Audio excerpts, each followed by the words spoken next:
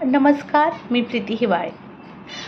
26 September हा माझ्या आयुष्यातील एक काळा दिवस असं मी म्हणाल, कारण 26 सप्टेंबर या दिवशी सोनम वांगचुक ह्या भारतीय शास्त्रज्ञाला NCA अंतर्गत म्हणजेच नॅशनल सिक्युरिटी ॲक्टच्या द्वारे अटक करण्यात आली. NCA द्वारे त्यांना अटक करण्यात आली आणि माझ्यासाठी ही गोष्ट अगदी धक्कादायक होती. पहिली गोष्ट म्हणजे सोनम वांगचुक याच्याविषयी मी तुम्हाला थोडीशी माहिती सांगेन. 3 इडियट्स मूवीचा मधील रांचो म्हणजे आमिर खानने जे पात्र साकारलं ते आहेत सोनम वांगचुक. अतिशय हुशार असे शास्त्रज्ञ. लडाखमध्ये त्यांनी केलेलं कार्य बरंच प्रसिद्ध आहे किंवा त्यांनी बरीच कामं केली आहेत. त्यामध्ये त्यांनी लडाखमधील सैनिकांसाठी सोलर सिस्टमचा टेंट सुरू केला आहे. त्याच्यामध्ये लडाखच्या कडकत्या थंडीमध्ये आपल्या भारताचे सैनिक व्यवस्थित राहू शकतात. त्यानंतर त्यांनी दुसरी गोष्ट म्हणजे केली आहे की त्यांनी लडाखमध्ये बरेच कार्बन न्यूट्रल सोलर्सच्या बिल्डिंग सुरू केल्या आहेत. त्यानंतर लडाखमधली पाणी टंचाई थांबावी म्हणून त्यांनी आर्टिफिशियल ग्लेशियर्स म्हणजेच बर्फाचे स्तूप तिथे तयार केले आणि त्यासाठी त्यांना युनेस्को, ग्रीन टीचर असे बरेचसे अवॉर्ड देखील मिळाले आहेत. म्हणजे अतिशय हुशार, शांत, सेन्सिबल असा हा माणूस. त्यांनी लडाखच्या हक्कासाठी मागच्या वर्षी पण त्यांनी 21 दिवसाचं उपोषण केलं होतं. त्यावेळेस देखील मी त्यांना सपोर्ट केला होता. हा शांत माणूस यांना नेमकं अटक का करण्यात आली? नेमकं सोनम वांगचुक यांना आपल्याकडून म्हणजे सरकारकडून काय हवं आहे मी तुम्हाला थोडक्यात सांगायचा प्रयत्न करते. सोनम वांगचुक यांना काय हवं आहे? सोनम वांगचुक यांना लडाखमध्ये हवी आहे स्वतःचा हक्क, लडाखचं पर्यावरणाचं रक्षण हवं आहे आणि लडाखमध्ये त्यांना डेमोक्रेसी हवी आहे. ह्या इतकीच त्यांचं इच्छा आहे. त्यासाठी त्यांनी सरकारकडे काही 4 गोष्टींची मागणी केली होती. पहिली गोष्ट तर ते म्हणतात की 6 शेड्यूल देण्यात यावं. दुसरं गोष्ट म्हणजे त्यांना स्टेटहुडचा दर्जा दिला यावा. तिसरी गोष्ट म्हणजे तिथं एक सोशल म्हणजे सिक्युअर सर्व्हिससाठी, एक सिव्हिल सर्व्हिससाठी तिकडच्या लोकांना जॉब मिळावा म्हणून एक कमिशन स्थापन केलं जावं. आणि तिसरी त्यांची मागणी आहे की त्यांना MP देण्यात यावेत, कारण भारतामध्ये त्यांचे लोकसभेमध्ये सध्या एकच MP आहे आणि राज्यसभेमध्ये त्यांचे 0 MP आहेत. ह्या इतक्या त्यांच्या बेसिक्स सरकारकडे मागण्या आहेत. आता मी तुम्हाला समजावून सांगते त्याच्या मागचं राजकारण. पहिली गोष्ट मी तुम्हाला समजावून सांगते की राजकारणामध्ये मला 0 इंटरेस्ट आहे. मी कुठल्याही राजकारणात नाही, मी कुठल्याही पक्षाची नाही, परंतु ज्या ठिकाणी अन्याय होतो त्यात तो अन्याय सहन करणं देखील म्हणजे काही काळापुरता मी म्हटलंही की मला ह्या गोष्टीमध्ये पडायचं नाही आहे. मी फक्त अगदी त्यांना स्टेटसवरच सपोर्ट करत होते. परंतु काही गोष्टी ज्यावेळेस तुम्ही वाचत जाता आणि ज्यावेळेस तुम्हाला त्या गोष्टींमागचा अन्याय कळायला लागतं, तुम्हाला त्या गोष्टींपाठीमागचं जे पॉलिटिक्स आहे ह्या गोष्टी कळायला लागतात, त्यावेळेस त्या तुम्हाला त्रासदायक होतात आणि मग तुम्हाला असं वाटतं की नाही, हा अन्याय नाही सहन करणं चुकीचं आहे. आणि त्यावेळेस मी डिसाईड केलं की नाही, मी आज बोलणार आहे. तर 6 शेड्यूलविषयी मी तुम्हाला पहिल्यांदा समजावून सांगते. What is the 6 schedule? मी अगदी सोप्या भाषेत सांगते. 6 शेड्यूल काय आहे आणि सरकार ते लडाखला का देत नाही आहे?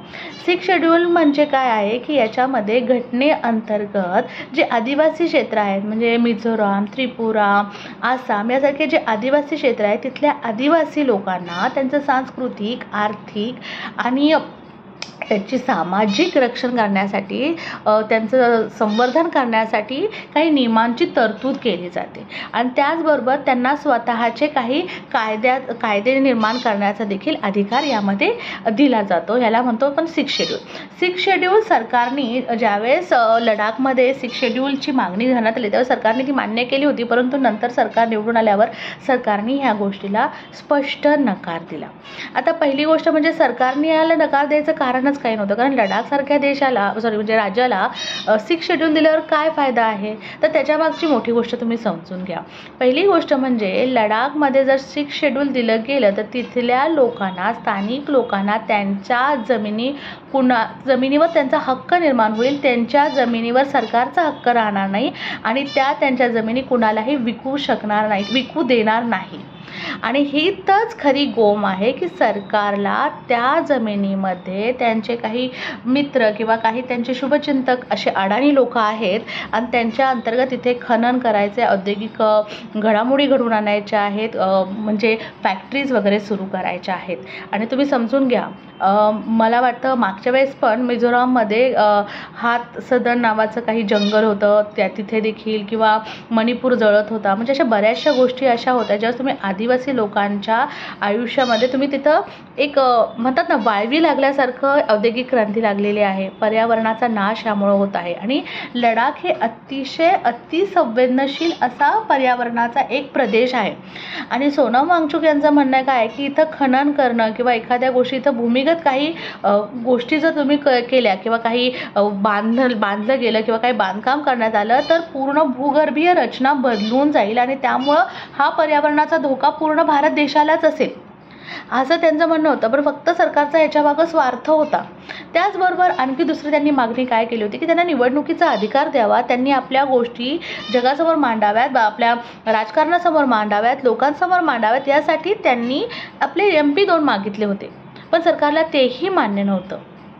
त्यासाठी त्यांनी शांतपणे उपोषण सुरू केलं होतं.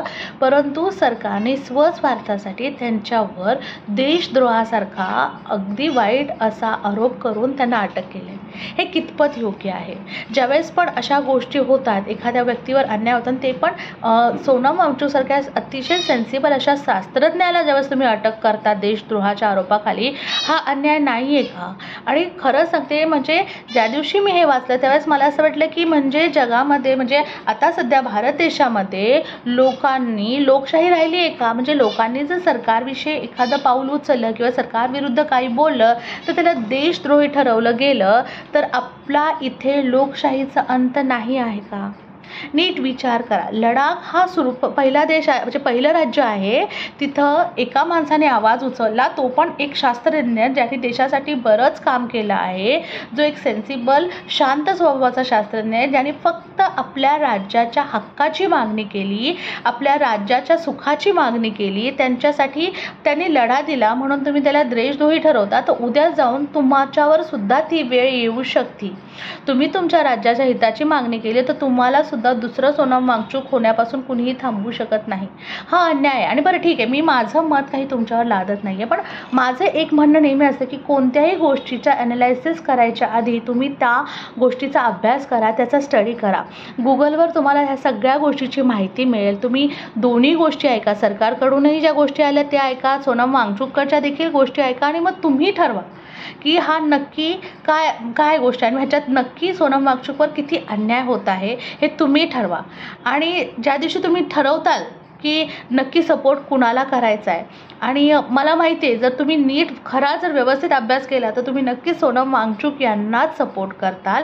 आणि ज्या दिवशी माझ्याकडून एका जरी माणसाने त्याला सपोर्ट केला तर ते माझ्यासाठी खारीचा वाटा असेल. कारण खरंच मला हा अन्याय अगदी त्रासदायक ठरतो आहे, म्हणजे अगदी मला खूप क्लेशदायी ठरतो. ज्यावेळेस त्यांना अटक करण्यात आली किंवा त्यांच्यावर असे वेगवेगळे आरोप केले जातात त्यावेळेस मला ते खरंच त्रासदायक वाटतात. तर तुम्ही प्लीज ह्याच्यावर स्टडी करा आणि प्लीज ट्राय टू सपोर्ट हिम, म्हणजे अभ्यास करूनच, पण इथं लोकशाहीचा अंत होऊ देऊ नका. थँक्यू प्रीती.